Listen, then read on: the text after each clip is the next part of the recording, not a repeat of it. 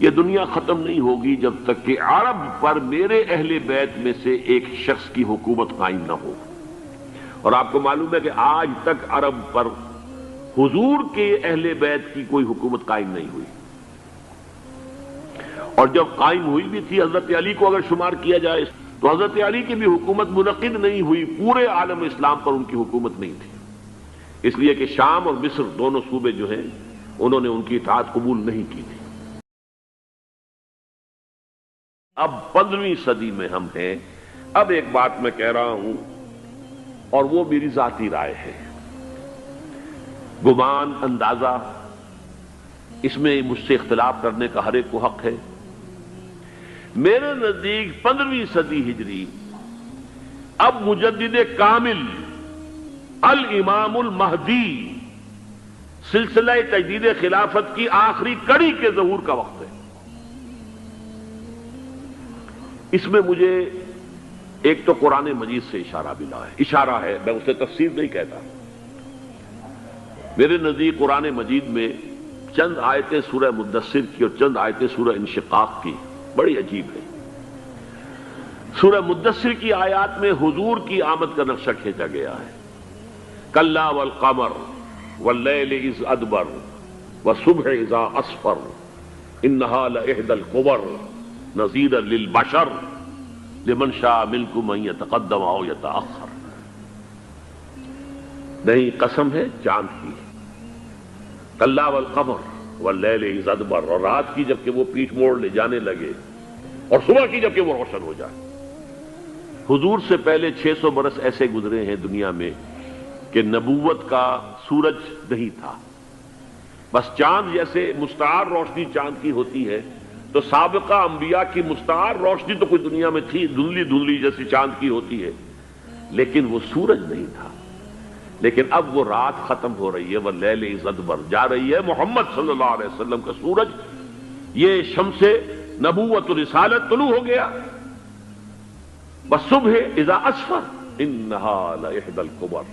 بہت بڑی باتوں میں سے ایک بات ہے جو ہوئی ہے، وہ معمولی واقعہ نہیں ہے. احدی الکبر، یہ تاریخ انسانی کے عظیم ترین واقعات میں سے ہے بعثت محمدی. نذیرا للبشر، پوری نوع انسانی کے لیے نذیر بن کر آئے. یہ تو ہے حضور کا معاملہ. لیکن اب جو معاملہ ہونا ہے دوبارہ، اس لیے کہ خلافت علی منہاج النبوت دوبارہ اب قائم ہوگی انشاءاللہ. حضور کے بعد میں آپ کو بتا چکا ہوں، خلافت راشدہ ختم ہونے کے بعد سے زوال زوال زوال زوال زوال زوال زوال زوال زوال، تھوڑا سا 2.5 سال کا 2 سال کا وقفہ آیا ہے حضرت عمر بن عبدالعزیز کا، ورنہ زوال زوال زوال زوال زوال. اگرچہ اس زوال کو 1000 سال لگے ہیں. یہ عمارت جو محمد نے بنائی تھی ایک دن میں نہیں گر گئی صلی اللہ علیہ وسلم. کھنڈر بتا رہے ہیں عمارت عظیم تھی. 1000 سال کے بعد پھر یورپ کے سیلاب نے آ کر اس کو گرایا ہے اور ختم کیا ہے، ورنہ 1000 سال تک سطوت و شوکت کے ساتھ امت مسلمہ تو موجود رہی ہے، چاہے اسلام جو ہے وہ حکومت کی سطح پر موجود نہیں تھا. بہرحال اب جو اس کا دور آیا ہے دوبارہ خلافت علی منہاج النبوہ کا دور، اس کا نقشہ سورہ انشقاق میں کھینچا گیا ہے. فلا اقسم بالشفق. اب دیکھیے سورج غروب ہو گیا. حضور کی بعثت کے وقت وہ سورج رسالت طلوع ہوا تھا، اب وہ سورج غروب ہو چکا ہے. سورج کے غروب ہونے کے بعد صرف روشنی رہ جاتی ہے شفق کی، سرخ سی، بس وہی باقی رہ گئی. اور باقی کیا رہ گیا؟ بدا الاسلام غریبا ویسعود کما بدا فطوبی للغرباء. فلا اقسم بالشفق واللیل وما وسق. رات کی سی تاریکی ہے اور جو کچھ اس نے اپنے اندر جمع کر لیا ہے. والقمر اذا اتسق، اور قسم ہے چاند کی جبکہ وہ بھر جائے. پورا بھرتا ہے کتنے دنوں میں؟ 14 دن میں. اور 14 صدیوں کے بعد اب پہلی صدی کا جس نے کہ تجدید کامل کی عمر بن عبدالعزیز، 14 صدیوں کے بعد اب 15ویں صدی میں الامام المہدی کے ظہور کا وقت قریب ہے. اب جو کچھ مجھے حضرت امام المہدی کے بارے میں کہنا ہے، دوبارہ اپنی بات دہرا رہا ہوں، یہ میرا ذاتی گمان ہے، اختلاف کیا جا سکتا ہے. میرا گمان یہ ہے کہ یہ اب جو مجدد آئیں گے وہ حضرت مہدی ہوں گے۔ پہلی بات تو یہ جان لیجئے کہ مہدی دو ہیں، ایک شیعوں کے مہدی، ایک سنیوں کے مہدی، ان میں بڑا فرق ہے۔ شیعہ حضرات مہدی کو مانتے ہیں، وہ ان کے 12ویں امام ہیں، ان کے عقیدے کے مطابق انہیں پیدا ہونے کے فوراً بعد اس اندیشے سے کہ انہیں قتل کر دیا جائے گا ایک غار میں چھپا دیا گیا تھا۔ تقریباً 1200 برس سے وہ اس غار کے اندر ہیں، وہ روپوش ہیں، چھپے ہوئے ہیں، اسی لیے انہیں امام غائب کہا جاتا ہے، اور اب ان کا انتظار ہو رہا ہے، اس لیے انہیں امام منتظر بھی کہا جاتا ہے۔ اس لیے شیعوں کے دارالعلوم جو ہوتے ہیں دارالعلوم المنتظر، وہ اس لیے کہ ان کا انتظار کیا جا رہا ہے۔ تو یہ ہے، اب وہ ان کا خیال ہے کہ آخری دور میں، آخری زمانے میں وہ ظاہر ہو جائیں گے، غار سے نکل آئیں گے۔ دیکھیے، میں اس عقیدے کو اس بنا پر رد نہیں کرتا کہ یہ ناممکن ہے کہ کیسے کوئی شخص جو ہے 1200 برس تک کسی غار کے اندر زندہ رہ سکتا ہے، نہیں، میں سمجھتا ہوں ممکن ہے۔ 300 برس تک اصحاب کہف رہے کہ نہیں رہے؟ سوئے رہے۔ 300 ایئرس ہم مانتے ہیں۔ حضرت عیسیٰ اسی حیات ارضی کے ساتھ 2000 سال سے موجود ہیں آسمان پہ کہ نہیں ہے؟ آپ کو معلوم ہے حضرت عزیر 100 برس تک مرنے کے بعد دوبارہ زندہ کر دیے گئے۔ فَأَمَاتَهُ اللَّهُ مِئَةَ عَامٍ ثُمَّ بَعَثَهُ۔ تو ناممکنات میں سے کوئی سوال پیدا نہیں ہوتا، لیکن یہ کہ آیا کوئی امامت معصومہ کا تصور قرآن اور حدیث سے ہمیں ملتا ہے؟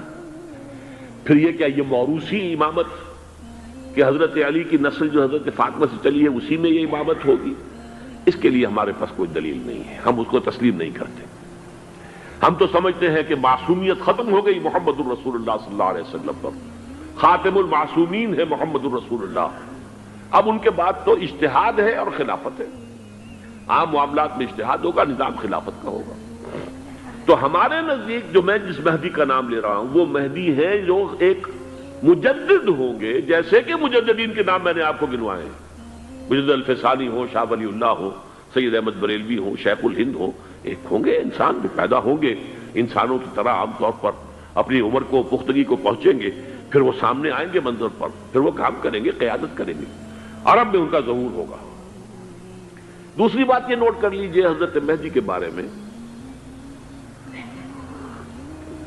ہمارے ہاں احادیث کے جو مجموعے ہیں ان میں جو ٹاپ کے 2 مجموعے ہیں ان میں کہیں حضرت مہدی کا ذکر نہیں ہے، نہ صحیح بخاری میں نہ صحیح مسلم میں، لیکن ہم اسے نظر انداز نہیں کر سکتے کہ صحائح ستہ کی بقیہ 4 کتابوں کے اندر موجود ہیں، لہذا نظر انداز نہیں کر سکتے، اگنور کرنا ممکن نہیں ہے۔ اب اس میں میں چاہتا ہوں کہ کچھ حدیثیں آپ کو میں سناؤں جن میں حضرت مہدی کا تذکرہ کیا گیا ہے۔ پہلی ہے وعن عبداللہ ابن مسعود قال قال رسول اللہ صلی اللہ علیہ وسلم، حضرت عبداللہ ابن مسعود سے روایت ہے، وہ فرماتے ہیں کہ حضور نے ارشاد فرمایا لا تذهب الدنيا حتى يملك العرب رجل من اہل بیتی، یہ دنیا ختم نہیں ہوگی جب تک کہ عرب پر میرے اہل بیت میں سے ایک شخص کی حکومت قائم نہ ہو۔ اور آپ کو معلوم ہے کہ آج تک عرب پر حضور کے اہل بیت کی کوئی حکومت قائم نہیں ہوئی، اور جب قائم ہوئی بھی تھی حضرت علی کو اگر شمار کیا جائے، اس لیے کہ حضور نے وہ جو مشہور واقعہ ہے کہ ایک چادر میں لے لیا تھا حضرت علی کو اور حضرت فاطمہ اور حضرات حسنین کو، اللہم ہؤلاء اہل بیتی، اے اللہ یہ بھی میرے اہل بیت ہیں، تو حضرت علی کی بھی حکومت منعقد نہیں ہوئی، پورے عالم اسلام پر ان کی حکومت نہیں تھی، اس لیے کہ شام اور مصر دونوں صوبے جو ہیں انہوں نے ان کی اطاعت قبول نہیں کی تھی۔ اس حوالے سے یہ معاملہ ابھی ہونا ہے۔ لا تذهب الدنيا حتى يملك العرب رجل من اہل بیتی یواطئ اسمہ اسمی، اس کا نام وہی ہوگا جو میرا نام ہے، یعنی محمد صلی اللہ علیہ وسلم، اور ان کا نام بھی، مہدی کا نام بھی محمد ہو، مہدی تو ان کا لقب ہے۔ یہ ترمذی میں بھی ہے، ابو داؤد میں بھی ہے، سنن ابی داؤد، جامع ترمذی، بلکہ ابو داؤد میں ایک اور روایت ہے، قال، حضور نے فرمایا لو لم يبقى من الدنيا الا يوم، اگر دنیا کی زندگی میں سے کچھ بھی نہ بچے سوائے ایک دن کے، لطول اللہ تعالی ذالک الیوم، تو اللہ تعالیٰ اس دن کو لمبا کر دے گا، حتی یبعث فیہ رجلا منی، یہاں تک کہ میرے خاندان میں سے ایک شخص کو اٹھائے گا، من اہل بیتی، میرے اہل بیت میں سے، یواطئ اسمہ اسمی و اسم ابی ہے اسم ابی، جس کا نام میرے نام پر ہوگا، جس کے والد کا نام میرے والد کے نام پر ہوگا، محمد ابن عبداللہ ان کا نام ہوگا، اور وہ یملأ الارض قسطا وعدلا کما ملئت ظلما وجورا، وہ سرزمین عرب کو عدل اور انصاف سے اسی طرح بھر دیں گے جیسے کہ وہ ظلم اور زیادتی سے بھر چکی ہوگی۔ دوسری روایت ہے حضرت ابو سعید خدری رضی اللہ تعالی عنہ سے، حضور نے فرمایا المہدی منی اجل الجبہۃ اقن الانف یملأ الارض قسطا وعدلا کما ملئت ظلما وجورا یملک 7 سنین، رواہ داود، کہ مہدی مجھ میں سے ہوں گے بڑی روشن پیشانی والے اور بڑی کھڑی ناک والے، وہ زمین کو بھر دیں گے انصاف سے اور عدل سے جیسے کہ وہ ظلم سے بھری ہوئی ہوگی، اور وہ 7 برس تک حکومت کریں گے۔ عرب میں خالص خلافت علی منہاج النبوہ کا نظام حضرت مہدی کے ہاتھوں قائم ہوگا اور 7 برس تک قائم رہے گا عرب کے اندر۔ اس کا اگلا مرحلہ میں بعد میں بیان کروں گا۔ تیسری روایت، اور اس کو میں اس لیے خاص طور پر سنا رہا ہوں کہ اس میں وہی الفاظ آئے ہیں جو میں نے ابتدا میں حدیث آپ کو سنائی تھی، اس کے الفاظ ہیں۔ عن ابی سعید قال ذکر رسول اللہ صلی اللہ علیہ وسلم بلاء یصیب هذه الامہ حتی لا یجد الرجل ملجا یلجا الیہ من الظلم۔ حضور نے ذکر فرمایا کہ ایک دور ایسا آئے گا انتہائی ابتلا اور آزمائش اور مصائب کا کہ کسی شخص کو کوئی سر چھپانے کی جگہ نہیں ملے گی اس ظلم سے اپنے آپ کو بچانے کے لیے۔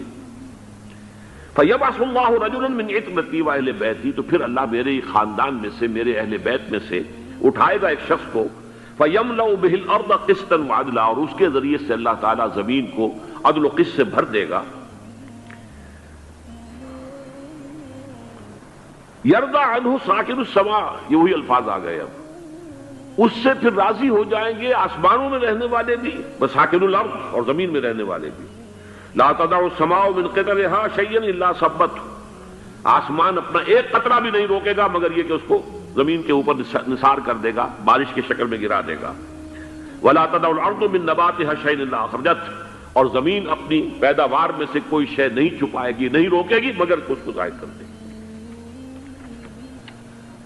چوتھی حدیث جو ہے وہ حضرت ام سلمہ سے رضی اللہ تعالی عنہ قال سمعت رسول اللہ صلی اللہ علیہ وسلم یقول المہدی من عترتی من اولاد فاطمہ، رواہ ابو داؤد، یہ بھی سنن ابو داؤد کی روایت ہے۔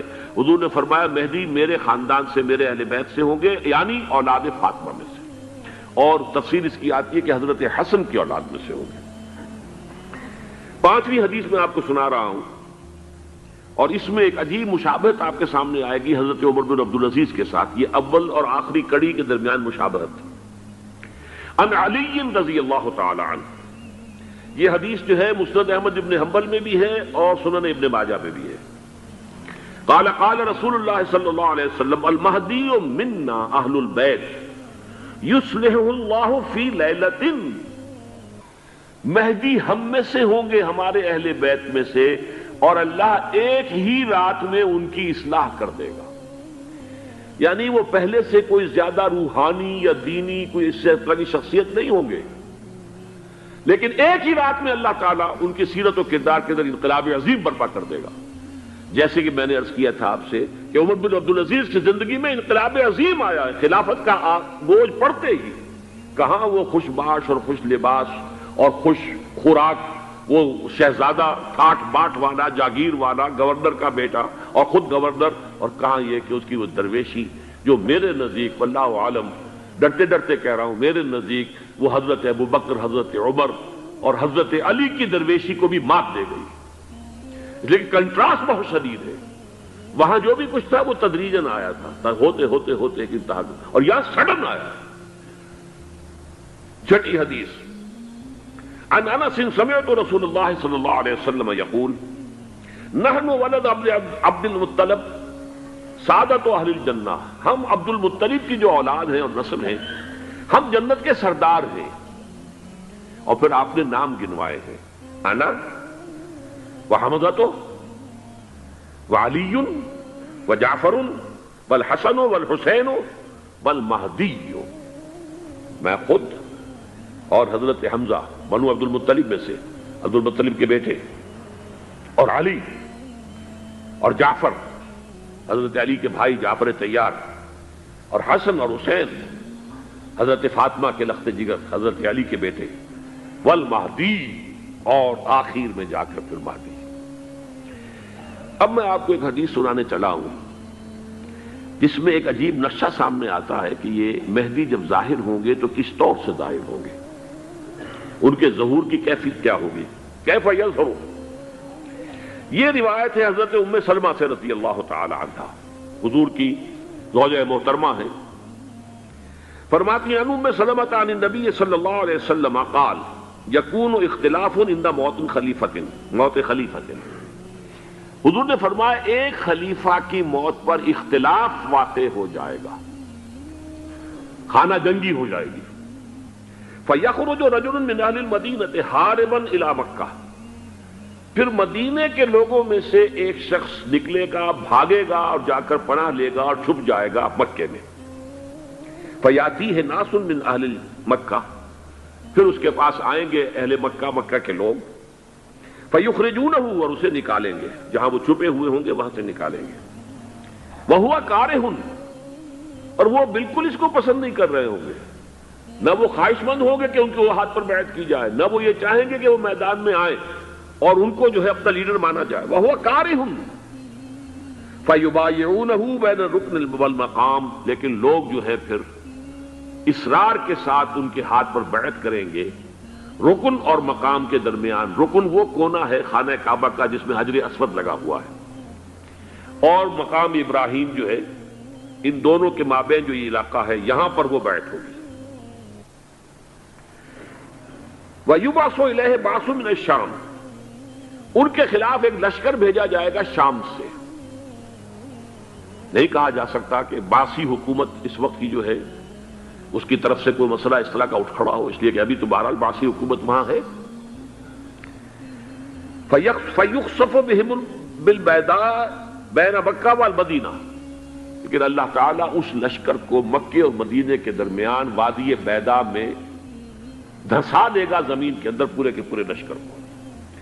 فَإِذَا رَأَى النَّاسُ ذَلِكَ، جب لوگ یہ دیکھیں گے اتنی بڑی نشانی ظاہر ہو گئی، أَتَاهُ أَبْدَالُ الشَّامِ وَعَصَائِبٌ من العراق فَيُبَايِعُونَهُ، اب شام سے سارے کے سارے جو اولیاء اللہ ہیں وہ بھی آئیں گے، اور عراق سے جوق در جوق لوگ آئیں گے اور ان سے بیعت کریں گے۔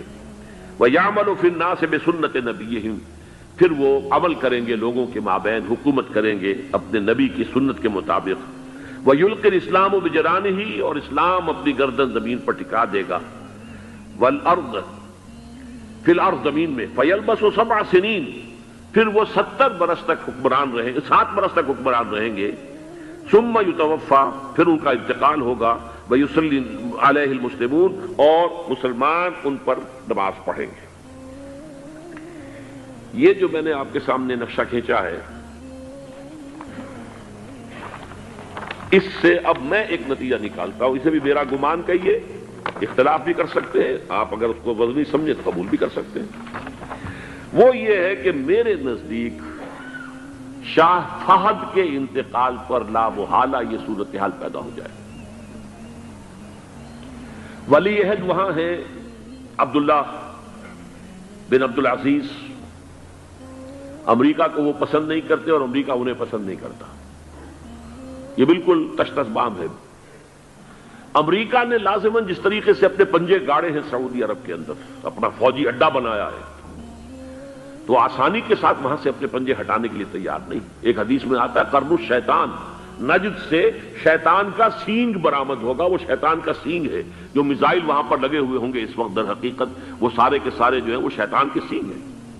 بہرحال کوشش وہ کرے گا کہ جیسے کہ اس نے جارڈن میں کیا، کتنے عرصے سے وہاں شاہ حسین کا چھوٹا بھائی حسن جو ہے وہ ولی عہد تھا، عین وقت کے اوپر آ کر، اور پتہ نہیں کیسی کیسی دوائیاں دے کر اسے لے کر آئے ہیں شاہ حسین کو، مرتے ہوئے کو تھوڑی دیر زندہ رکھنے کے لیے، اور وہ تبدیلی کروا کر جو ہے واپس لے گئے ہیں. تو یہ معاملہ ہوا ہے, تبدیلی کروا دی, وہاں تو ہو گئی آرام سے, کوئی بات نہیں. بحرین میں بھی غالباً ایسا ہی معاملہ ہوا ہے, واللہ عالم. مجھے یاد پڑتا ہے کہ وہ چاہتے ہیں کہ ہمارا پسند کا آدمی آئے. اگر سعودی عرب میں یہ کام کیا گیا تو اس کا لازمی نتیجہ خانہ جنگی ہوگا, اس لیے کہ وہاں کی روایت یہ بڑی سخت ہے, بڑی پختہ ہے. پھر یہ کہ وہاں جو ہے امیر عبداللہ جو ہے, جو وہاں پر اگرچہ سپہ سالار وہ نہیں ہے, کمانڈر ان چیف وہ نہیں ہے, کمانڈر ان چیف تو کوئی اور ہے, لیکن الحرس الوطنی جو ہے, نیشنل گارڈ, بہت بڑی فورس ہے وہ. اصل بیڈوین فورس جو ہے, صحرا کے لوگوں کی عرب فورس, وہ در حقیقت الحرس الوطنی ہے, نیشنل گارڈ ہے, اور اس کا کمانڈر ان چیف یہ ہے امیر عبداللہ. تو لازماً یہ شکل جو ہے پوری ہو کر رہے گی. جیسے ہی یہ معاملہ ہوا شاہ فہد کے انتقال کا, تو یہ اختلاف ہوگا, خانہ جنگی ہوگی. پھر کوئی اللہ کا بندہ جو ہوگا, میرے نزدیک, میں آج سے کوئی 6-7 سال پہلے سالانہ اجتماع تھا تنظیم اسلامی کا راولپنڈی میں, میں نے اس وقت وہاں کہا تھا, اس سے ذرا اخبارات میں بھی کچھ وہ کنٹروورسی آئی تھی کہ میرے نزدیک امام مہدی پیدا ہو چکے ہیں, ان کے ظہور کا وقت قریب ہے. اور اس کی تھوڑی سی بات میں مجھے معلوم ہوا کہ جین ڈکسن غالباً نام ہے امریکن اس کا, جس نے یہ پیشن کوئی خبر دی تھی کہ 1962 میں عالم عرب میں ایک بچہ پیدا ہوا ہے کہ جو وہاں کا نقشہ بدل کر رکھ دے گا. یہ جین ڈکسن کی غالباً پیشن گوئی ہے. بہرحال مجھے اس کی پیشن گوئی سے کوئی دلچسپی نہیں ہے. میں تو جو احوال دیکھ رہا ہوں, یعنی اسرائیل کا قائم ہو جانا, اور اس کے بعد اب یروشلم کا مسلمانوں کے ہاتھوں سے نکل جانا, اور اب گویا کہ وہ الملحمۃ العظمیٰ جو ہے تلی کھڑی ہے, کسی بھی وقت جو ہے یہ جو ہے وہ لاوا پھٹ سکتا ہے, آتش فشاں پھٹ سکتا ہے. تو یہ تمام حالات ایسے ہیں کہ جن کی وجہ سے میں سمجھتا ہوں کہ ایک تو جو قرآن مجید کے اشارات میں نے آپ کو بتائے, 14 صدیاں 14 دن میں چاند کا پورا ہونا, والقمر اذا اتسق, 14 دن میں 14ویں کا چاند. اسی طرح اب یہ 14 صدیوں کے بعد یہ صدی جو 15ویں صدی ہے, یہ در حقیقت ظہور امام مہدی کی صدی ہے. لیکن یہ کہ امام مہدی کی حکومت قائم کرنے کے لیے کون لوگ آئیں گے؟ عرب جو ہیں وہ اندر سے کھوکھلے ہو چکے ہیں. عیاشی نے, دولت نے, پیسے نے, دولت, پیسہ, عیاشی, اس کی وجہ سے کھوکھلے ہو چکے ہیں. یہاں میں آپ کو 2 حدیثیں سنانا چاہتا ہوں.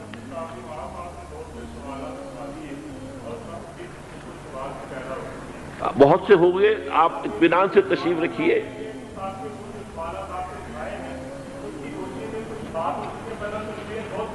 بہت ہوگی, بات ہوگی, آپ اس طرح صبر سے سن لیجئے. میں اب تقریباً اپنی گفتگو کے اختتام تک پہنچ رہا ہوں. سنن ابن ماجہ کی روایت ہے حضرت ابو ہریرہ سے رضی اللہ تعالی عنہ, قال قال رسول اللہ صلی اللہ علیہ وسلم اذا وقعت الملاحم بعث اللہ بعثا من الموالی هم اکرم العرب فرسا واجودہ سلاحا یوید اللہ بہم الدین. رواہ ابن ماجہ عن ابی ہریرہ رضی اللہ تعالی عنہ. جب ملاحم کا دور شروع ہوگا تو اللہ تعالیٰ اٹھائے گا ایک لشکر یا لشکروں پر لشکر موالی میں سے. موالی کون ہے؟ عربوں نے جب فتح کیا تھا اس پورے علاقے کو خلافت راشدہ کے دوران, اور پھر وہ لوگ جو ہے, ایک رائے تو یہ تھی کہ انہیں غلام بنایا جائے سارے آبادیوں کو, لیکن یہ کہ حضرت عمر کا اجتہاد تھا اس کے مطابق کہ ان کو غلام نہیں بنایا گیا, تو وہ موالی کی حیثیت رکھتے ہیں.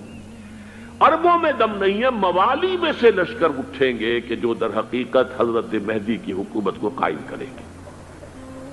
دوسری حدیث سنیے, عن عبداللہ بن الحارث رضی اللہ تعالی عنہ, اور یہ ابن ماجہ کی روایت ہے.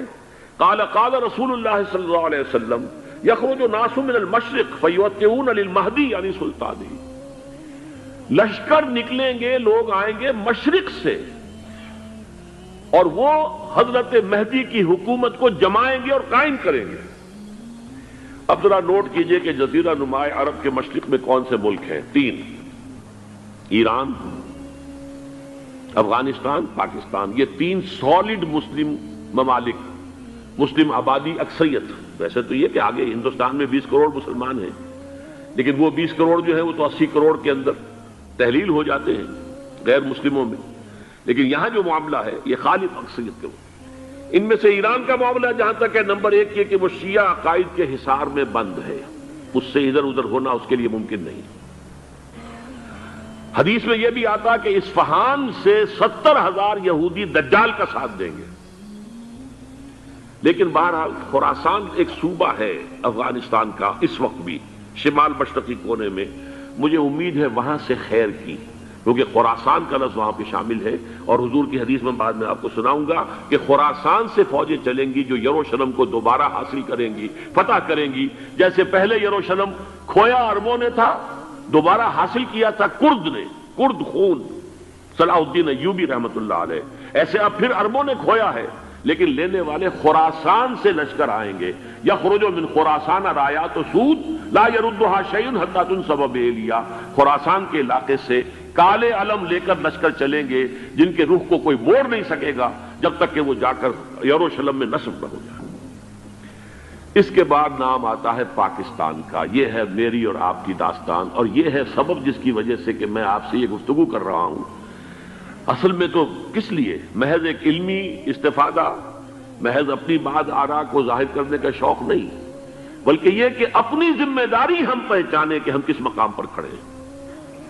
دیکھیے، اس پاکستان کے بارے میں یا ہندوستان کے بارے میں علامہ اقبال نے کہا تھا اپنے ترانہ ملی میں، میرے عرب کو آئی ٹھنڈی ہوا جہاں سے، میرا وطن وہی ہے، میرا وطن وہی ہے. اور مجھے بتایا گیا کہ سنن ابی داؤد میں یہ روایت موجود ہے کہ حضور نے فرمایا کہ ہندوستان کی طرف سے مجھے ٹھنڈی ہوا آتی، اگرچہ مجھے وہ حدیث ابھی نہیں ملی ہے. لیکن حزب التحریر کا ایک کارڈ مجھے ملا تھا، تو اس میں اس حدیث کا اور اس میں ابو داؤد کا روایت کا حوالہ موجود تھا. لیکن میں جو چیز آپ کو بتا چکا ہوں وہ یہ کہ الف ثانی کا پورا تجدیدی کارنامہ اس ہندوستان کی سرزمین میں ہوا. مجدد الف ثانی شیخ احمد سرندی، شاہ ولی اللہ دہلوی، سید احمد بریلوی، وہ تو ہمارے پاکستان میں آ کر جو ہے ان کا خون جذب ہوا ارض پاکستان میں. پھر شیخ الہند مولانا محمود حسن. تحریک خلافت چلی تو صرف ہندوستان میں چلی اور کہیں نہیں چلی. آزادی کی تحریک چلی پوری دنیا میں، وہ نیشنلزم کی بنیاد پر چلی، ملے نیشنلزم، عرب نیشنلزم، ٹرک نیشنلزم. ہمارے ہاں چلی تو اسلام کے نام پر پاکستان کا مطلب کیا؟ لا الہ الا اللہ. پھر پاکستان قائم ہوا معجزے کے طور پر، بلکہ نازل ہوا ہے لیلۃ القدر میں. انا انزلناہ فی لیلۃ القدر، جیسے قرآن نازل ہوا لیلۃ القدر میں، یہ پاکستان بھی نازل ہوا لیلۃ القدر میں. اس کا برقرار رہنا ابھی تک معجزہ ہے. ہندو یہ سمجھتا تھا، کانگریس سمجھتی تھی کہ جھٹپٹ ختم ہو جائے گا. پھر یہ کہ اس کا قرارداد مقاصد کا پاس ہو جانا، مزید بھی اور اضافی دفعات دستور میں آ جانا، اب کمرشل انٹرسٹ کو ربا قرار دے کر حرام قرار دینا، یہ سارے لینڈ مارکس ہیں کہ جو اشارہ کر رہے ہیں کسی چیز کی طرف، معاملہ کدھر جا رہا ہے.